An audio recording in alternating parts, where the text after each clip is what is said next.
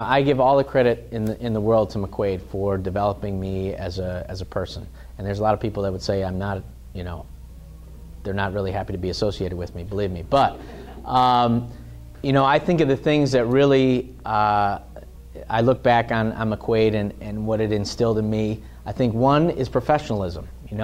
You'll go around town and you'll meet a lot of people. I go to a lot of schools and I talk to a lot of kids, grade school kids, high school kids.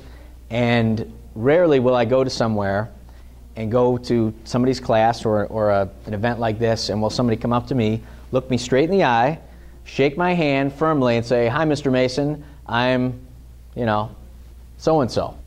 All right? How many of you guys did that today? Probably at least half of you guys, right? When I walk through the halls here and I see kids that my kids know from either Seton or I know their parents, it always amazes me. It floors me.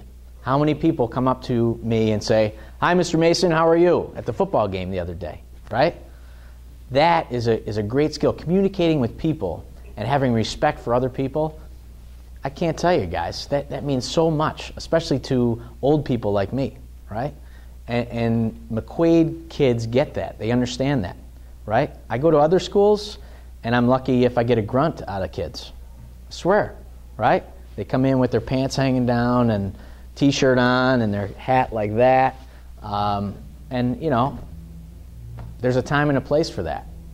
But if I'm giving up my time to come in and talk to a bunch of people, geez, I really appreciate it when people respect me. And you guys wearing your ties and you look me in the eye, you shake my hand, it means a great, great deal. So keep doing that. And I think that's something that separates McQuaid from a lot of other places. I think communication is a very important skill. One of the things that separated myself from the other kids when I went to college that I knew immediately freshman year is I knew how to write. I knew how to write a paper. And that's because of the classes that I took here at McQuaid and the teachers that I had here at McQuaid. A lot of other kids really struggled with writing.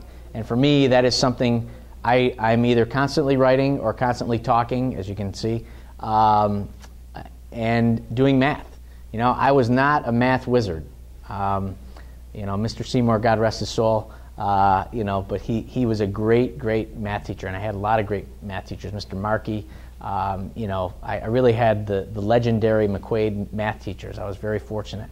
But they did a great job, and I didn't love math, and I said, gosh, I can't wait till I don't have to do math in my job. Well, you know what I do all the time right now? Math. Yeah, budgets. How much do we charge for hot dogs? Well, if a hot dog costs us this much, and a roll costs us this much, and the wrapper costs us this much, and this much labor, that's all the stuff that goes into it. I spend a ton of time doing math.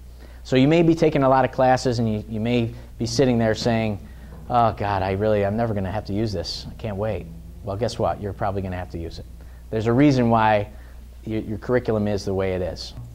I think one of the other things that I learned about McQuaid is about making good choices. Throughout your entire life, you're going to get an opportunity to make choices. Not just in your social life or not just here at McQuaid or college.